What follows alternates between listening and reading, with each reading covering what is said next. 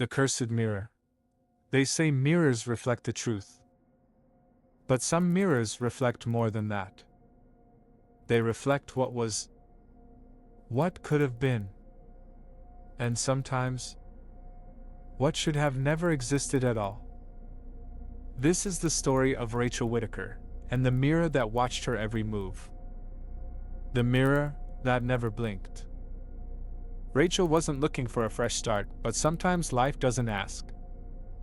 She had just ended a long, draining marriage, and when her estranged Aunt Eleanor passed away, leaving her a massive Victorian home in Maine, she took it as a sign, a change, a place to heal, to breathe. The house was perched on a misty hill, overlooking a lake that never seemed to ripple. The locals called it Hollow Lake, a place so still it looked like glass, just like the mirror she'd soon come to fear. From the moment she stepped inside, Rachel felt the house was watching her. Not in a paranoid sense, no. It was something deeper, a presence, as though the house remembered everyone who had ever stepped foot in it. Dust covered every surface. Sheets were draped over antique furniture like ghosts in hiding. The wallpaper peeled at the corners, exposing the skeleton of the home beneath. But the mirror, it was untouched. It stood at the end of the second-floor hallway. 6 feet tall. Black wood frame. Carved roses and serpents winding together in a perfect circle. Its surface wasn't dusty. It gleamed, clear, wet-looking like a still pond at midnight.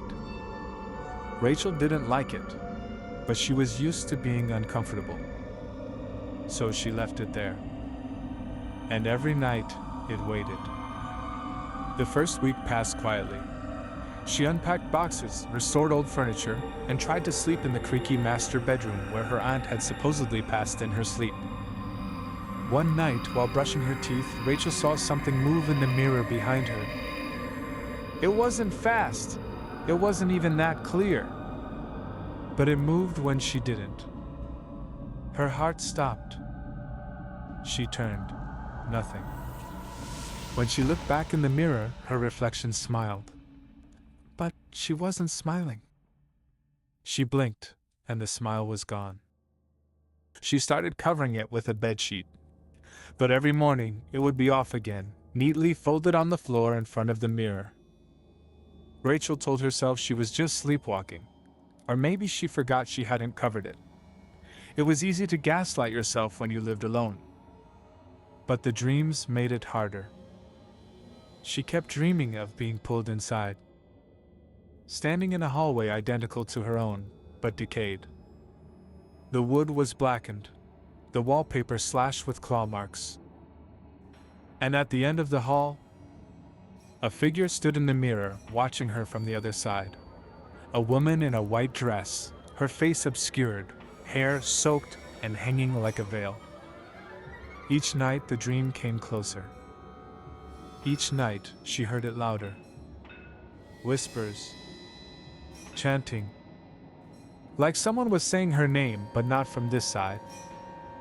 One morning Rachel woke with cuts on her arms. Thin, shallow, but unmistakable. 4 of them, parallel. Like fingernails. She called the local antique appraiser, an old man named Kenneth, hoping he could take the mirror away. When he stepped into the hallway, he went pale. He didn't even touch it. He whispered, "That's Isabella's mirror." Rachel frowned. "Who's Isabella?" Kenneth's eyes darted around, as if the house itself might be listening. "Your aunt's sister. Twin, actually. They were close once. But Isabella, she changed. Became obsessed with mirrors, rituals, reflection magic. Said the mirror could show you your true soul or trap the souls of others. One day, she locked herself in the house for weeks. When Eleanor finally got inside, Isabella was gone. Just vanished. The mirror was the only thing left." Rachel asked if the story was real. Kenneth said only one thing before he backed out the door. If you start hearing knocking from the inside, it's too late. That night, Rachel sat in bed with all the lights on. A storm rolled in and rain pounded the windows. At 2:13 a.m., she knew because she was staring at the clock, the lights went out. Total silence, except for one sound. Tap, tap. She held her breath. Tap, tap, tap. It was coming from the hallway, from the mirror. Rachel got up and crept to the door. Her hand trembled as she opened it a crack. Lightning flashed outside. And in that brief flash, she saw her reflection in the mirror. But it wasn't just her. Standing behind her reflection was a figure. Tall, thin, head cocked at a strange angle. Eyes black and weeping. The sheet she'd put over the mirror earlier that night was gone. Over the next few days, things escalated. Rachel would catch her reflection doing things she wasn't, turning to look behind her, tilting its head, sometimes not moving at all while Rachel walked past. She recorded it on her phone, but every time she played it back, the footage was corrupted, as if the mirror didn't want to be seen through a screen. One night, she woke up outside her bedroom door. She had no memory of getting out of bed. Her hand was on the mirror's frame. When she looked into it, she saw herself. Only she was inside the mirror, banging, screaming silently. She stepped back. Her heart thundered in her chest. The mirror self stopped screaming and smiled. Rachel decided to destroy it. Enough was enough. She dragged the mirror outside, into the muddy grass, rain pouring down around her. She swung a hammer with all her strength. The glass cracked, but it didn't shatter. Instead, the crack bled. Not metaphorically, it bled. Red liquid oozed from the fracture, trailing down the glass like tears.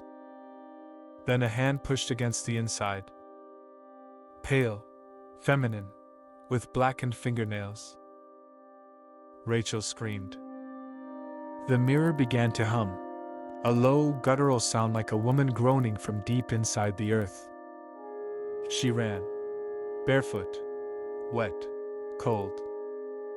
She never looked back. The police found her a day later, hiding in a gas station 20 miles away. She was delirious, covered in bruises and speaking nonsense about the mirror world and my reflections, not mine. They took her to a hospital. When they returned to the house, the mirror was gone. No trace, no broken frame, no shards.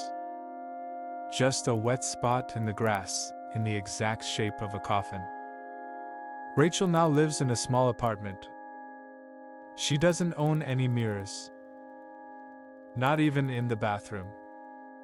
Sometimes when she walks past the storefront at night and the glass catches her face just right, she sees something. A second face.